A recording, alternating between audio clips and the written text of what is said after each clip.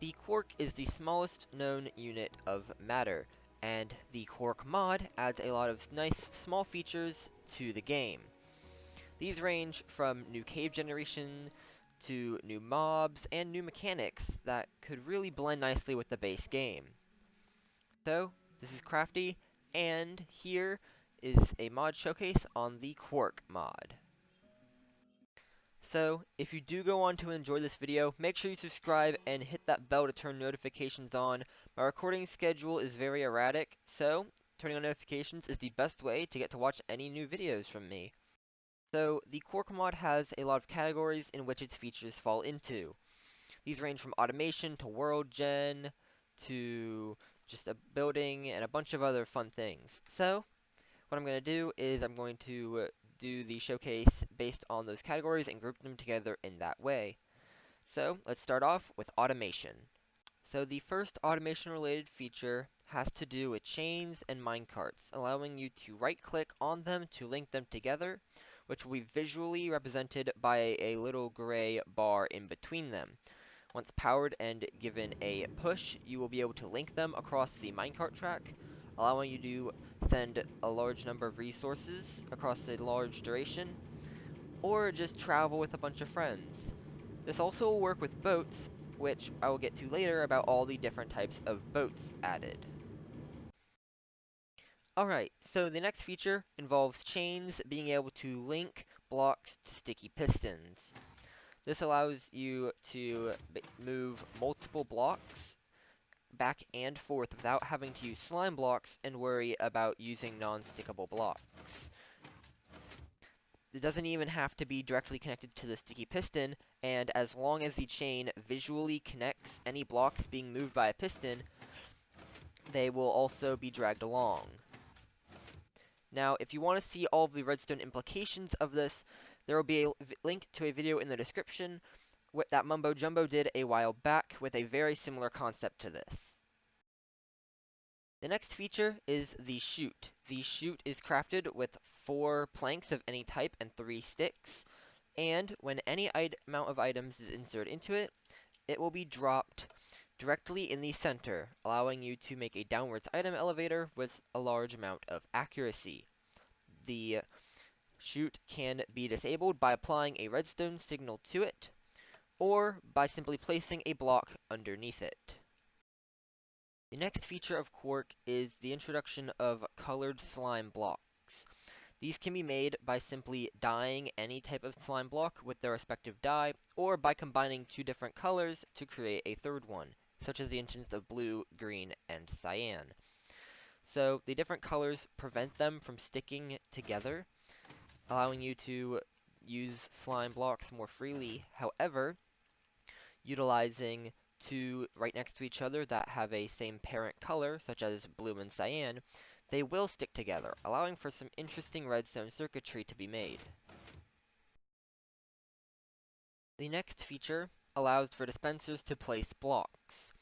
The blocks will always be placed so that they are facing forwards from the dispenser, and this can be used to plant crops as well.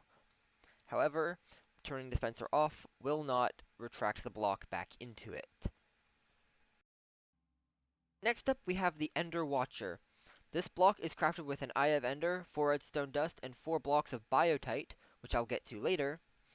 And the Ender Watcher emits a redstone signal when it is looked at, with a signal strength varying depending on how close to the center you are looking at it. The mod also allows you to form an automatic shulker shell farm, but using endermites.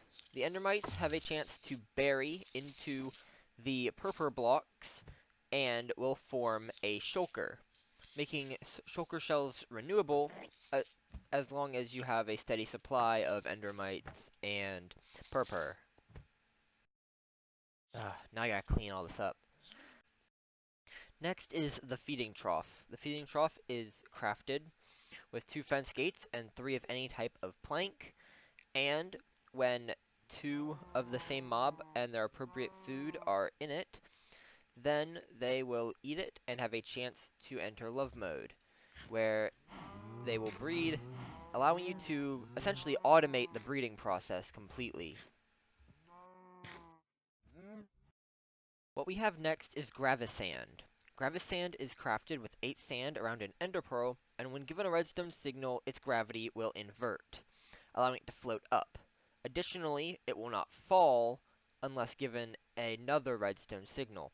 This allows you to create wireless redstone circuits like this one, and by doing something as simple as this, as long as you power it again, you can get it to go up and then back down, as well as powering whatever you need it to. You can also use it with a comparator, as it will give it a redstone signal strength of 15 every single time.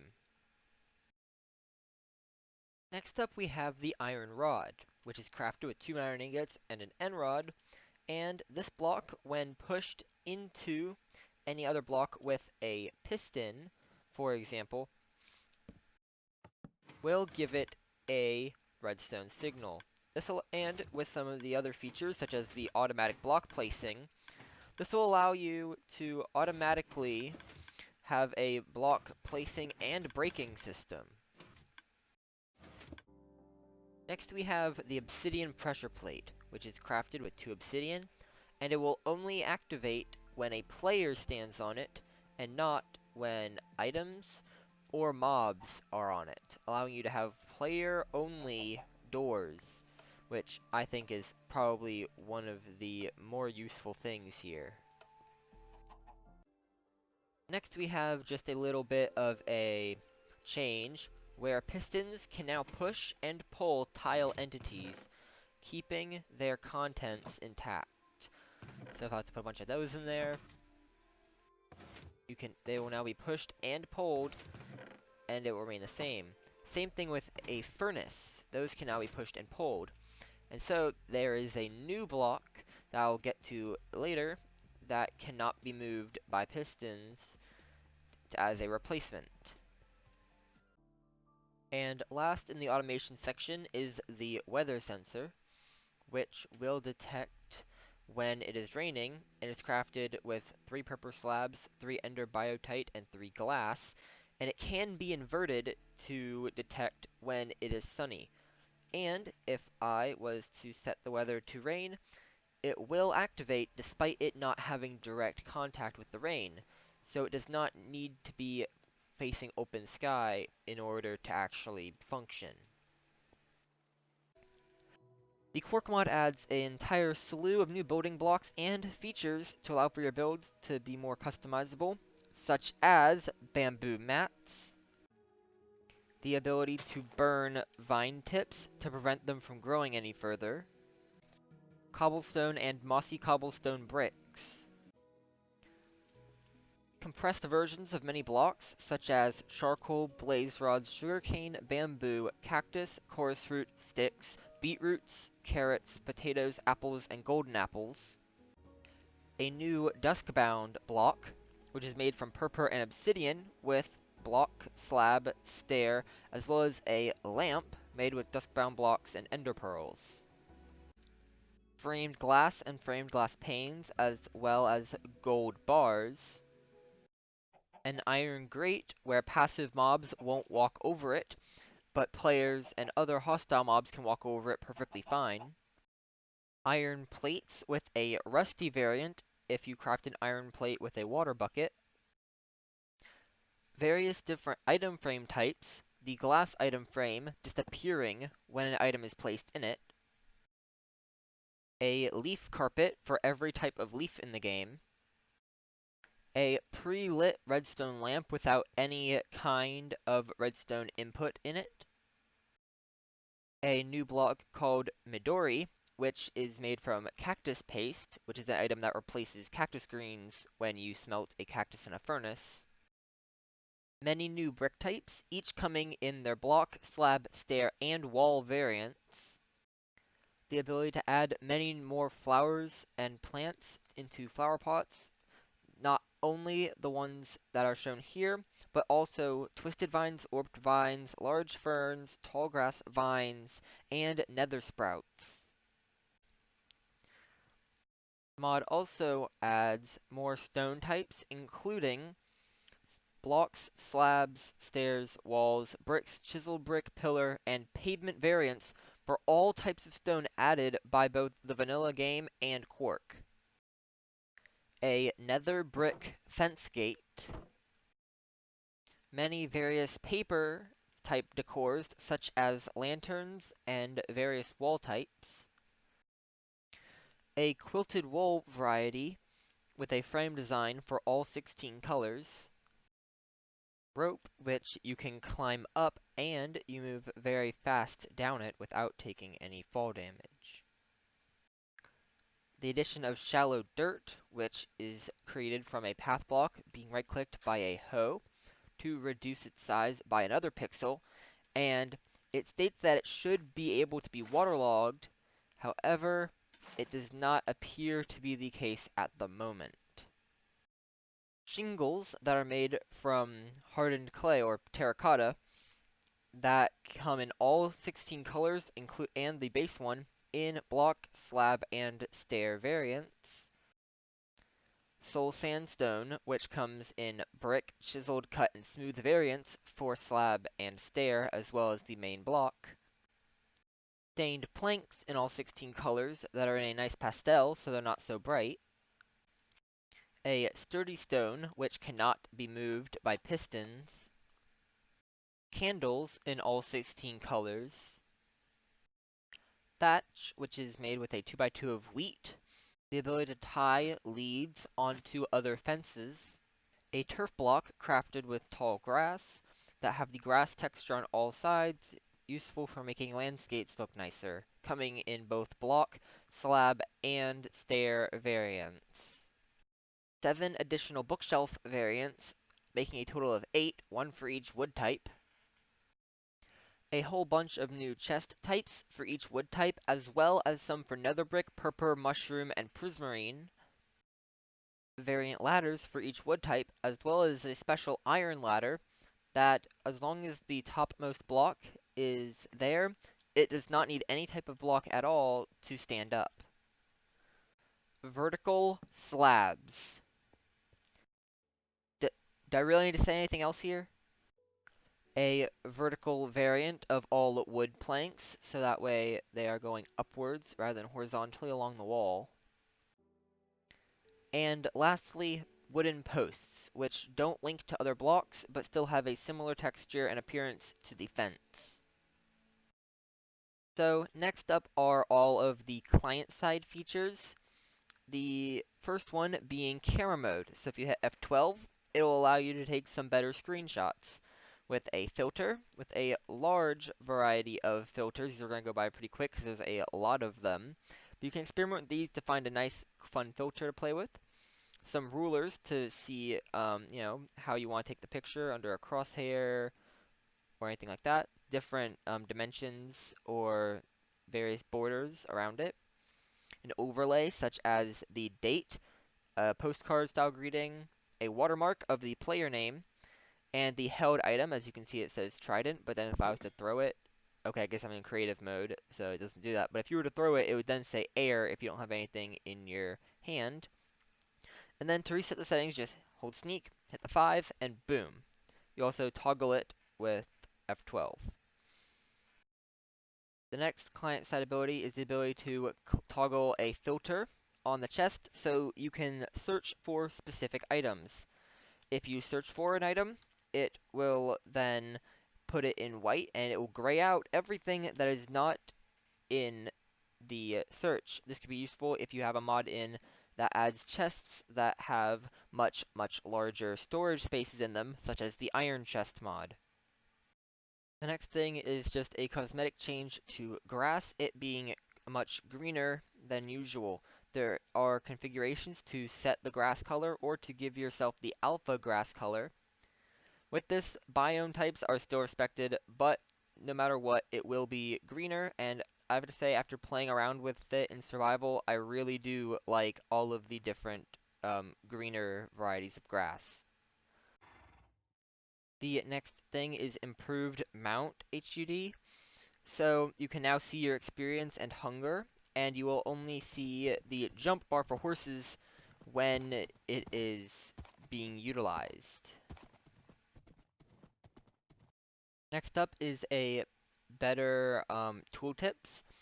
So you can now see the exact armor point values on all the armor, as well as what enchantments can be put on what armor or what tools. You can now go into the controls, and if you scroll down to Quark, there should be a back, which is default set to mouse button 4. If you, otherwise, you can just reset it to whatever you want it to be. But what it will do, let's just set it to number pad 1, is in your current GUI, it will basically back out of said GUI. So if let's say I go to options, music and sounds, hit that button, it'll put me back here. Or if I was to go to skin customization or basically anything, it would just back me out of that menu. So as you can see, I didn't really change anything there, but it basically just backs you out of the menu once.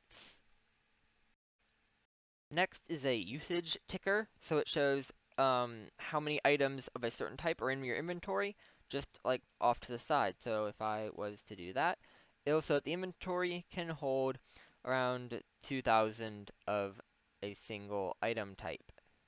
Neat fun fact.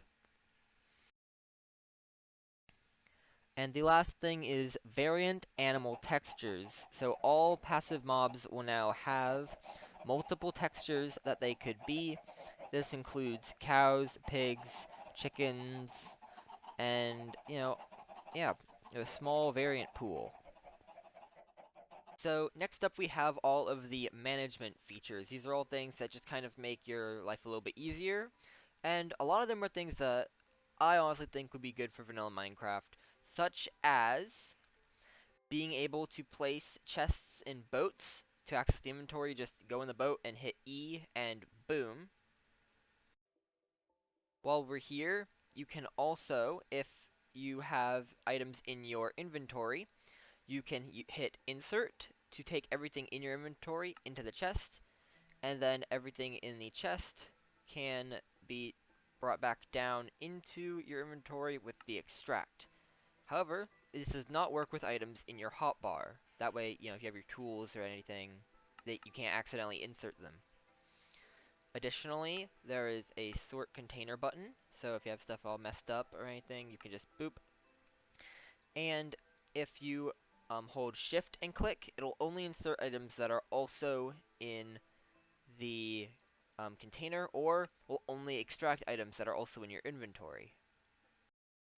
You can now hit whatever button you have set to the swap item in hands in your inventory, and you can automatically have it swap the item to your offhand in the inventory. And if you have another item, it will swap them. You can now hit Z by default and select any of your inventory slots to become a second hotbar.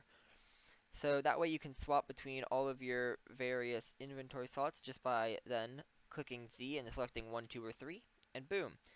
You can select back and forth to any of your inventory bars as your hotbar. You can shift and then your chat key to copy the data of the item you are looking at into the chat, allowing you to show others on your server the statistics and enchantments on your weapon. Shift right clicking any armor will auto equip it. You can select an item and then right click it to put it into a shulker box. Alright, so next we have the 5 new types of mob that are added by the mod. So let's get straight to it, because each of these aren't just standalone, but have a lot of other features alongside them that make them very interesting. The first of which is the crab. So crabs would typically spawn on beaches, and if you get too close to them, they will attack you, but they will not continue to engage. So it's like, you get close and then they'll hit you once.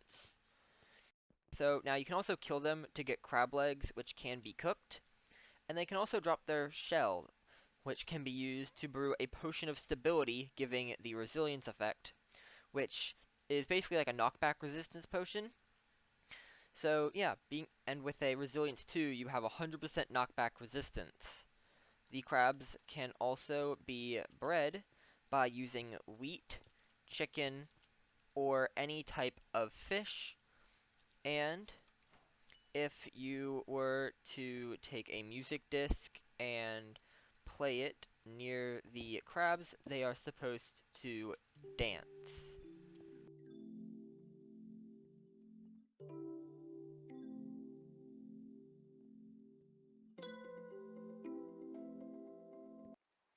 Next we have the foxhound.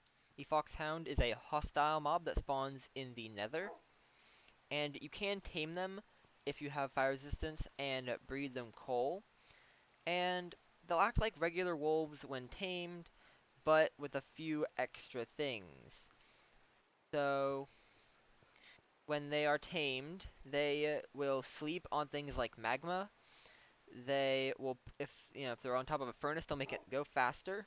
And if you're in 1.16 or greater versions of the game, then if in a Soul Sand Valley, they can spawn with a blue texture.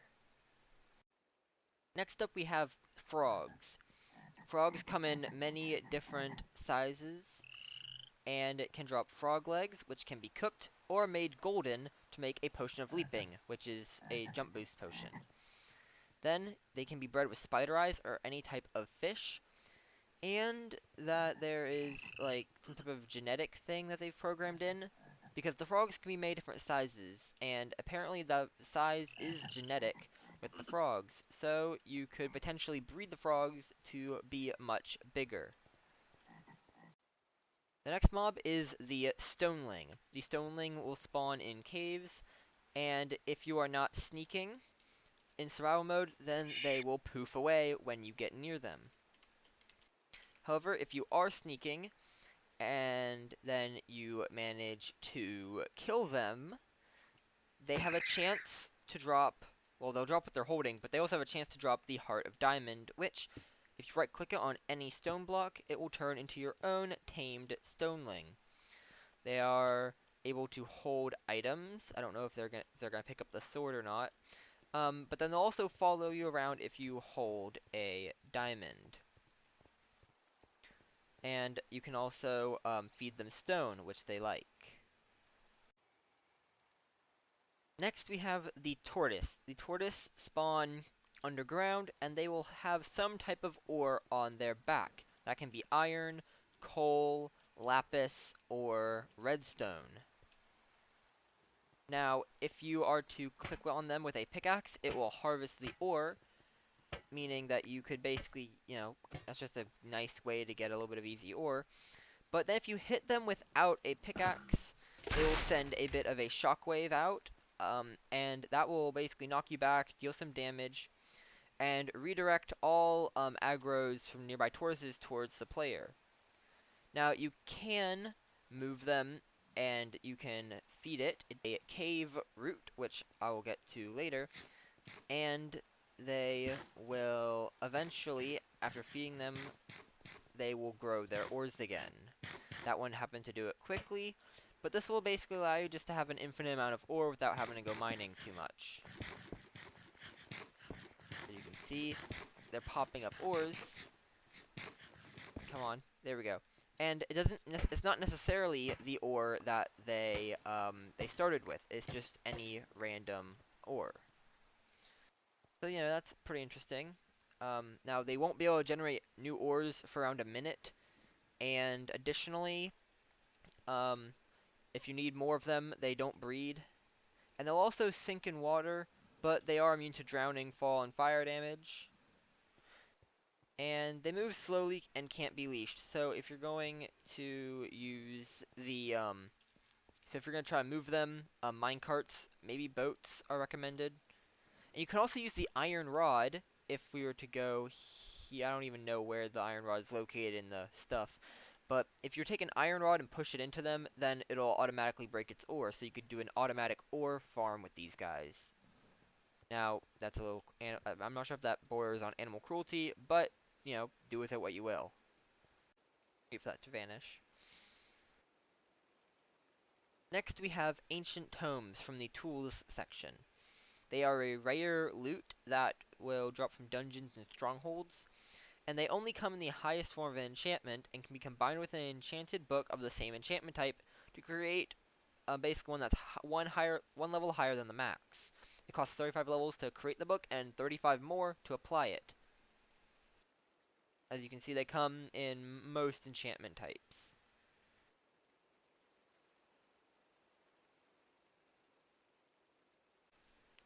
Next, we have Bottled Cloud. So if you use a glass bottle in between Y levels 126 and 132, you will get the Bottled Cloud. When released, it will sit here and it will eventually dissipate. But if you place a block there, it will allow you to place a block basically on nothing, and it will go back into the bottle once this is done. So you'll be able to reuse it and continue to place blocks on basically nothing. Next, we have the colored runes. These are a very common dungeon loot item. They're not too difficult to find. They cost 15 levels to apply, and they change the enchantment glint on your item. However, a rainbow rune can be crafted either by taking all the other colors, or just by taking a type of stone with all the cave crystals used to craft said runes. And let me just grab an anvil real quick, and I'm just going to quickly show you guys some of the fun things, if I can. So yeah, if you are to combine an enchanted tool, let's just enchant... Let's just do that.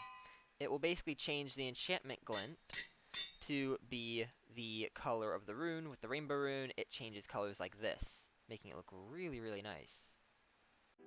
Villagers will now sell something called a Pathfinder map, which is sold by cartographer villagers at Master or Expert rank, and they can be to the snowy tundra, mountains, dark forests, deserts, savannas, swamps, giant tree taigas, flower forests, jungles, bamboo jungles, badlands, mushroom fields, or ice spikes biomes, and you can even add your own custom biomes into the config file if you're using a mod that has them, you know, custom biomes.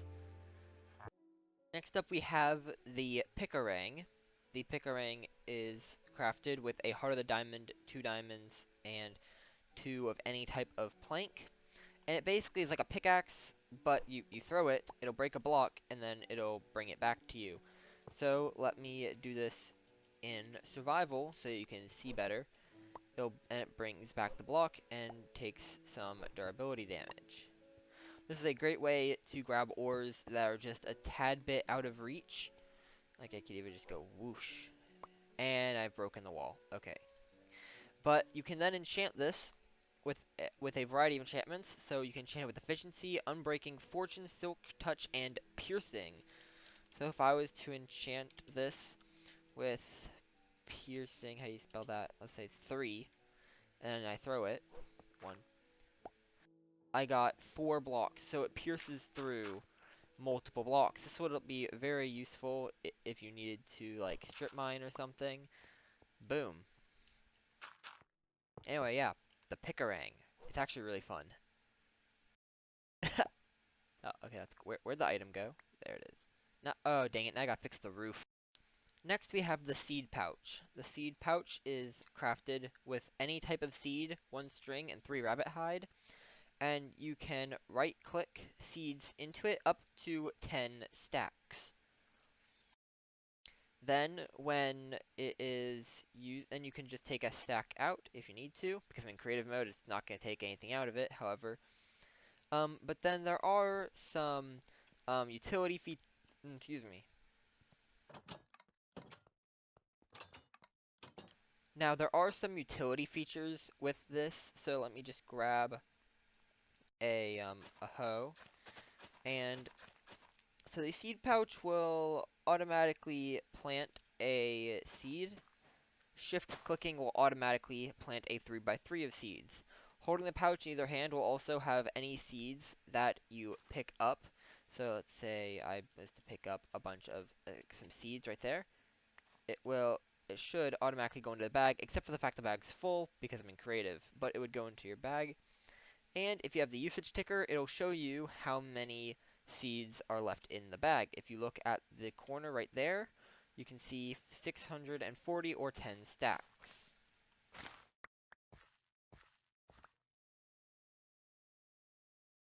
So the next little tool feature is a skull pike. So by placing a fence and a skeleton skull, a zombie head, or a creeper head on one of these, it will create a skull pike, which will cause hostile mobs to run away, as you can see with the creepers.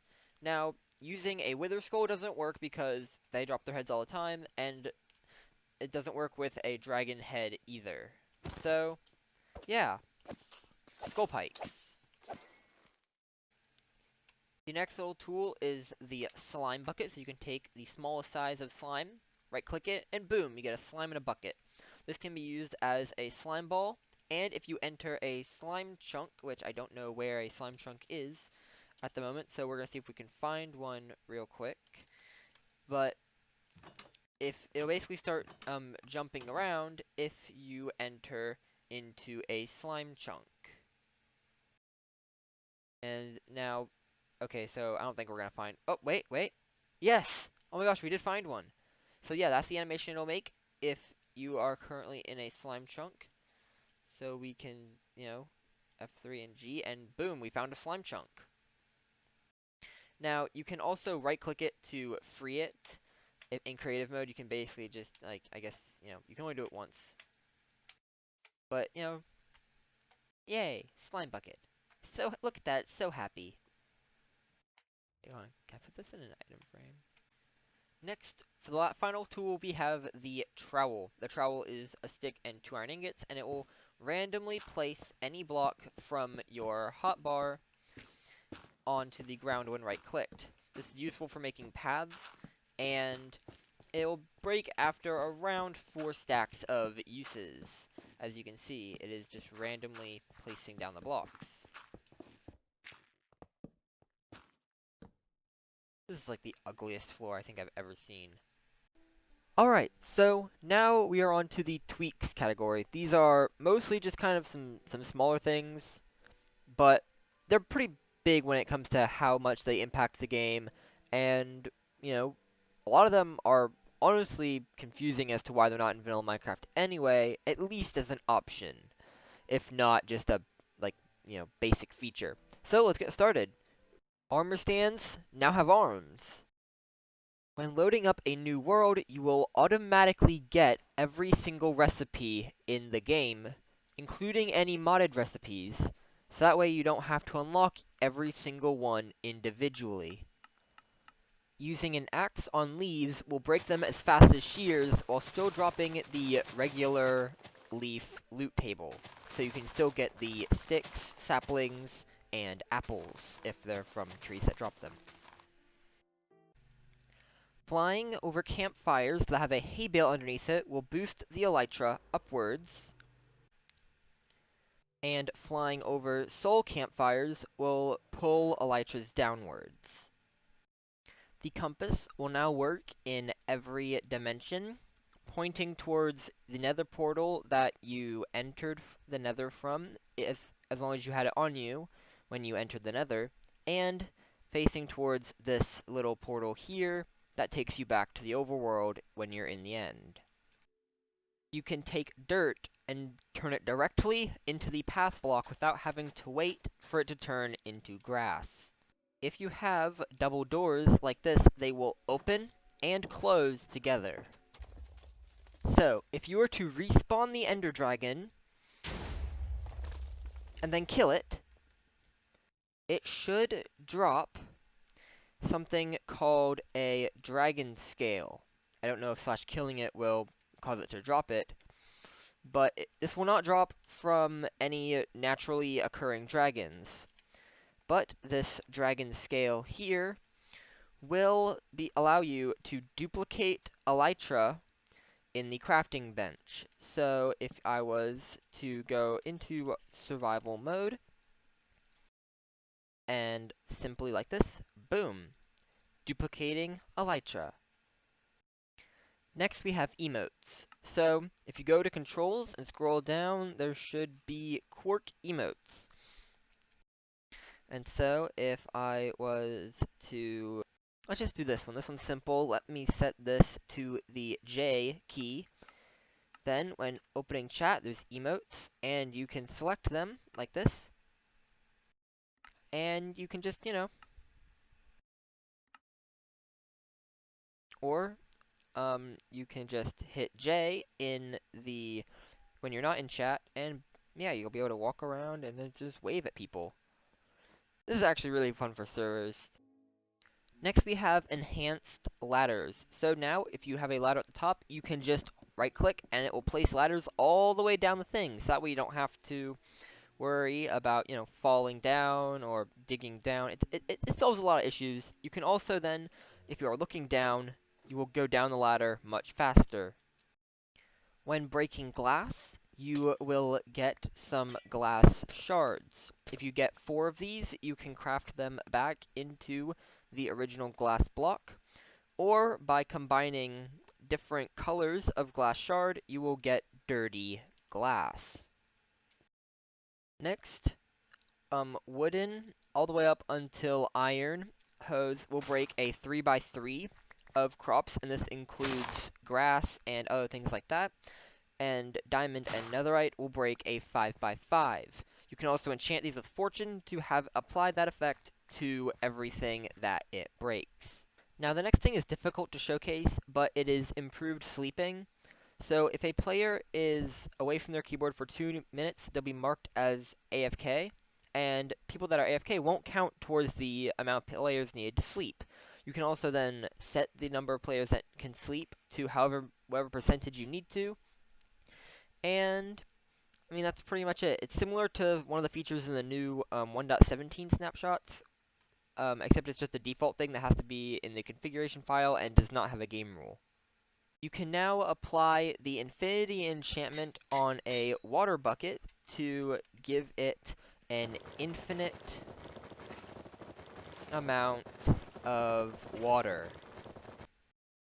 Clicking the K key by default will allow everything that you place to be in the same orientation.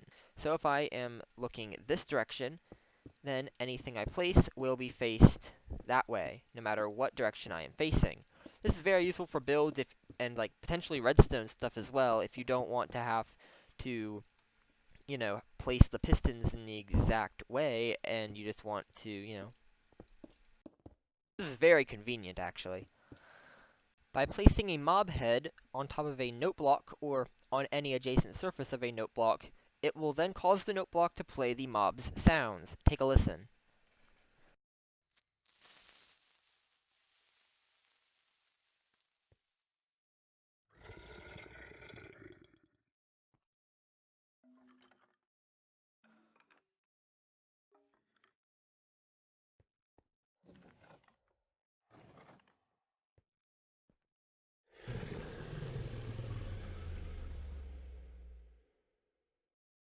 You can now shift right-click on dogs to pet them.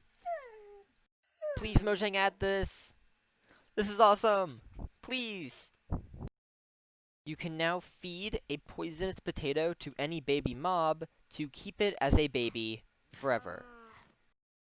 So what we have next is reach around placing. You'll see this little icon, and it will allow you to place things basically directly in front of you without actually having to click on that surface of the block. You can also shift and go down like that to place underneath the block. Very, very nifty. So now scaffolding is different, and that it can now, you basically right click on the bottom and it'll place a block at the end of the scaffolding. To use scaffolding as normal, just shift right click. You can now right click on a sign to edit it after it has been placed. Wow, what a good idea! You can now right-click on a crop to have it be harvested and automatically replanted. You can now name a snow golem with a name tag, and if it is killed by a witch, it will then drop the player head associated with its name, as you can see here.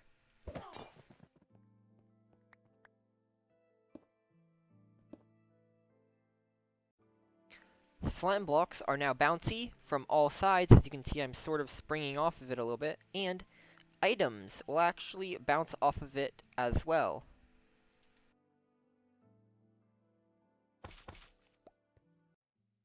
There's now a whole assortment of different utility recipes that just make general crafting a little bit more convenient.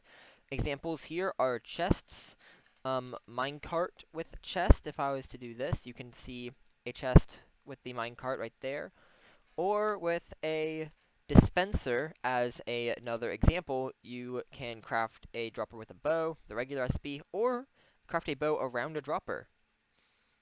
This is just a small example, as there are many, many more. And last for the utilities, villagers will follow you if you hold an emerald block in your hand. This makes it useful for transporting villagers around, way, way easier than having to use a boat or minecarts.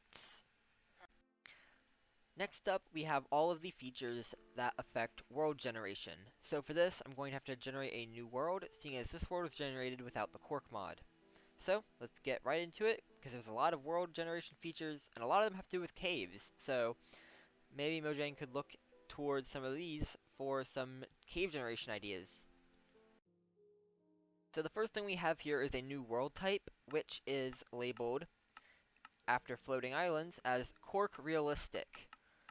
So, as you can see, the realistic terrain generation still looks a lot like vanilla Minecraft. There are a few small differences, but most of the time it's not too noticeable, but it's just a little bit of something to make it seem a little different and unique, spice up your world.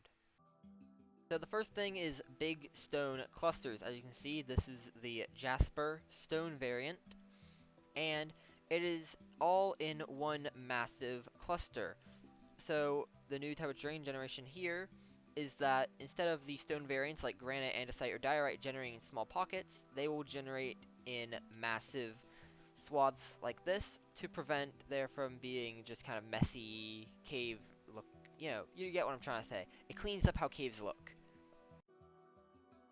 Next up we have blossom trees. This is one example of them, and there are a bunch of different types, all having very brightly colored leaves. So blue ones will spawn in cold biomes, lavender will be in swamps, orange ones, such as this one, will be in savannas, the pink ones will be in the mountains, yellow ones will be in plains, and red ones will be in badlands. Next, next we have cave roots. These are something that will spawn on the walls of caves with an appearance like dry vines, but they can't be climbed and have a chance to drop the cave root item, which can be eaten and can be brewed into a resistance potion, and you can get the blocks with shears, and the roots can also be used, if you remember, to regenerate the tortoise's ore supply. The next feature is the crevice, which is essentially a sideways ravine, and these are basically just kind of, I mean, next up we have crevices. These are a uncommon feature in caves and everything like that. And it's basically a sideways ravine. And this is actually pretty cool because this one has a ravine on top of it and another one jutting into it. Next we have the Mega Cave. This is just a massive open cave. They are very, very rare to find. So if you find one, consider yourself lucky because these don't spawn very often. And they're intentional left empty so that way you can maybe, imagine building a base in here or something like that. This has a lot of opportunity for mining and living space. Like, look at all the diamonds and everything, and all the redstone. This could definitely be used for something. And if you look around here, you will see these, which are called monster boxes. These monster boxes will, if I go into survival mode really quickly, if you go up close to them, it will spawn in a bunch of mobs, and these mobs have a very unique loot table. If I was to quickly go to creative, get a sword, these have a unique loot table, and so if you were to kill them, they will drop additional items. Some things that I've gotten are bone blocks, horse armor, iron ore, diamonds. I think I've gotten a spider spawn egg once. Um, and then there's a bunch of stuff you can get from these. I think I've gotten horse armor, name tags, cobwebs. There's a whole bunch of stuff you can get from these. So you should really try your best to, approach these when you get the chance. Now, occasionally you can actually get a monster box from the monster box, which can be used, however you want. You can get more loot, or you can prank a friend with it. Additionally, while we're here, you will notice stalactites and stalagmites from the ceilings and floors. And yeah, those are another cave feature. They will spawn, and they can be crafted as well. And they spawn like this. If you break the bottom one, the others will break as well. Yeah, stalactites and stalagmites. Next, we have a new structure called the Mega Dungeon. These will be usually much bigger than this one. This is actually a really small one. But they'll usually have mob heads, traps, multiple spawners, and will often have some really good loot in them. And if you look over here, here's another, like, this is a super duper small one, but, a mega dungeon, I guess, nonetheless.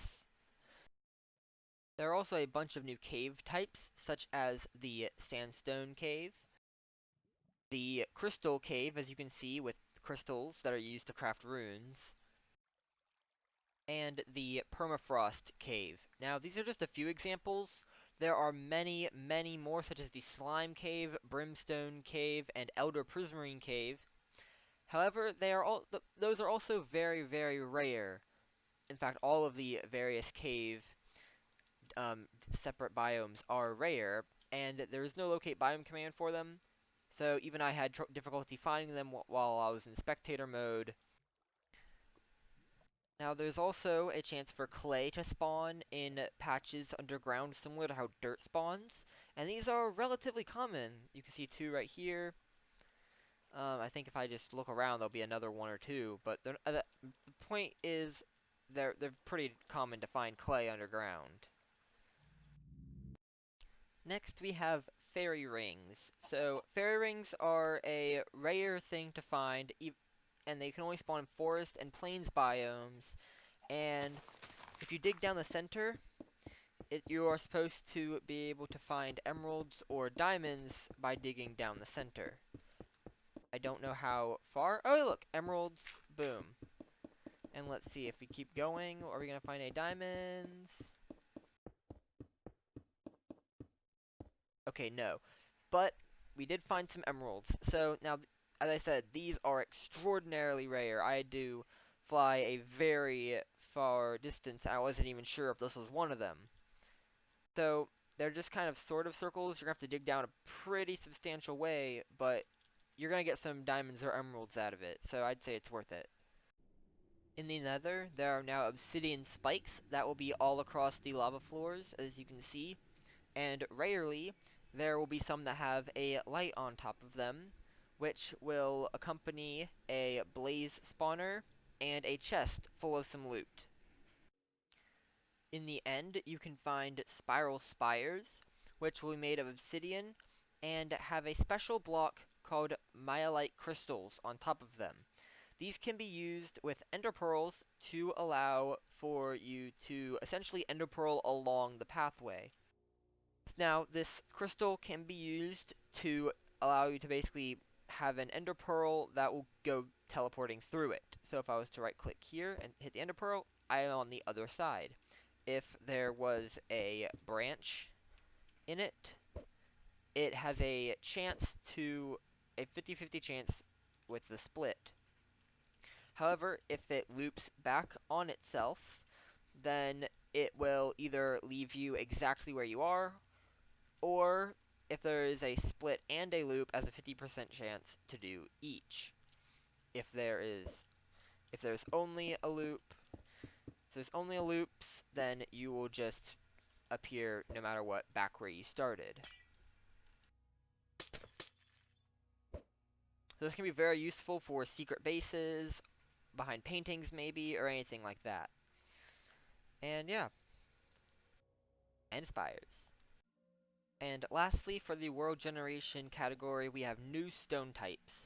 So we have jasper, slate, voidstone, which spawns in the end, limestone, and marble. Now, in versions prior 1.16, voidstone was known as basalt and spawned in the nether, and that was before they actually added basalt to the nether. So next up we have a category that is for an add-on mod to Quark called Quark oddities. I decided to do it with the Quark mod just because it only has a few things and they're very similar, but I guess they just didn't fit in any of the categories in the Quark mod. So let's get straight to them. So there's a few things here. There is the backpack, which can be worn on the chest plate and is basically like an additional like inventory.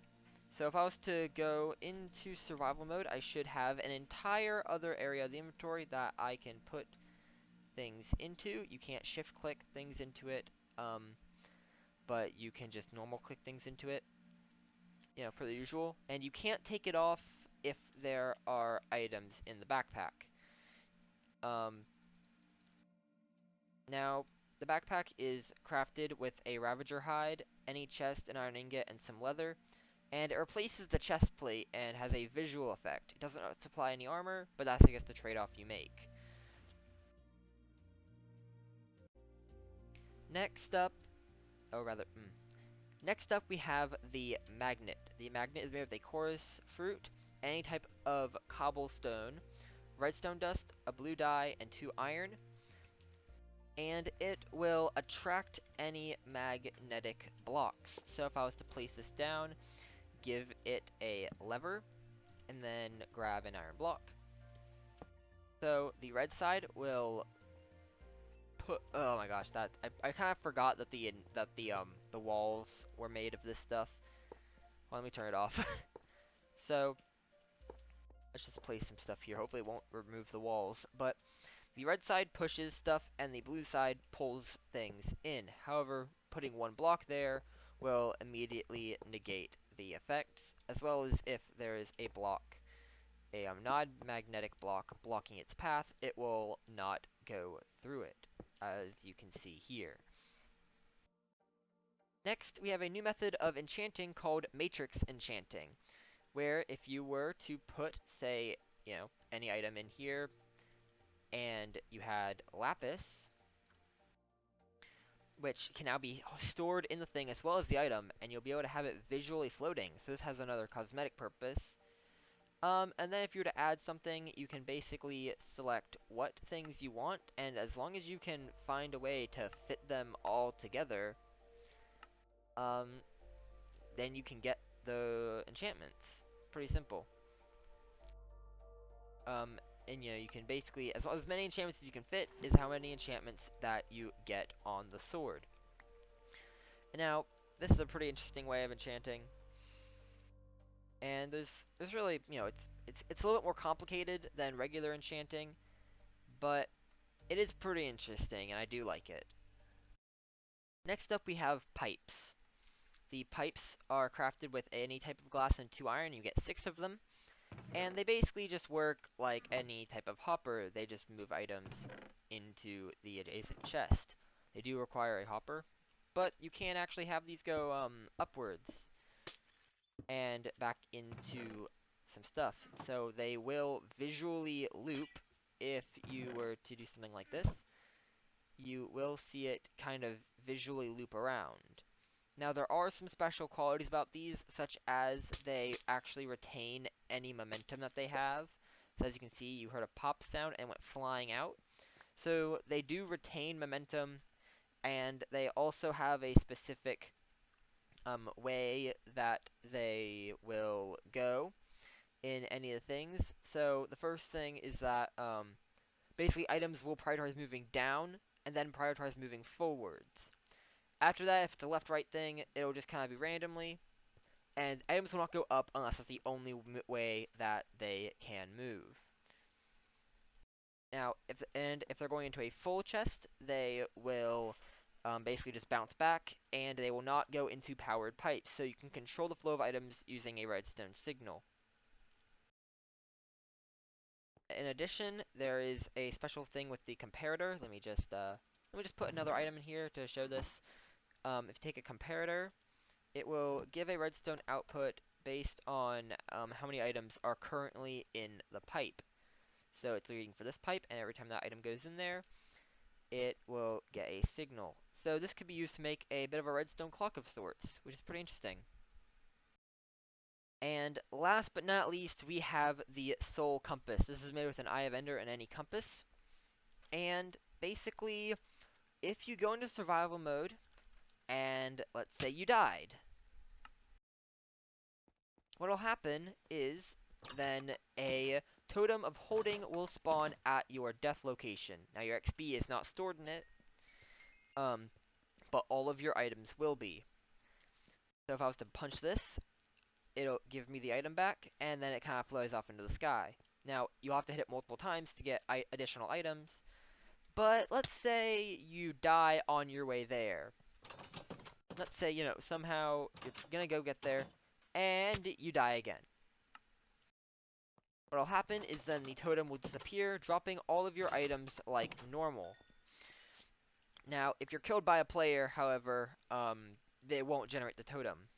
Additionally, the soul compass will point in the direction of your last soul. Sorry. Now, the soul compass will actually point in the direction. So if I was to give myself a Quark, the Quark soul compass, it will point directly towards this totem of holding until, of course, it is gone. Then they'll just kind of, point wherever, I guess. That's actually interesting. They actually still point in the same direction of where you died, even after the thing is gone. That might be a bug, or it might just be a thing to be like, hey, you died here. Either way, it's something really nice. That's a good replacement for keep inventory, allowing you to still have to get your stuff, but it being a little bit safer and more secure. And that is going to do it for this mod showcase. This is the last video of the year. 2020 has been a rough one, but let's hope that 2021 is going to be better. Now, I would like to just thank everyone for the support of the channel this past year. All the people that have subscribed, thank you so much. And all the people that have watched the video, thank you, or any of my videos, thank you so much. I think we have around 100,000 views and around 225 subscribers, and that is amazing. Most of that growth was done in this year, actually. And I really do enjoy doing this. I set out this channel to entertain and inform, and I'm glad I was able to do both those things this year. Or at least 220 people think so. But, anyways, I am going to sign off for 2020. I wish you guys a great 2021, and I hope that you'll come back to the channel in the next year. Hopefully we can grow even more, maybe hit 1,000 subscribers, but I doubt it. Anyways, good luck in 2021, and I'll see you guys next year. Goodbye!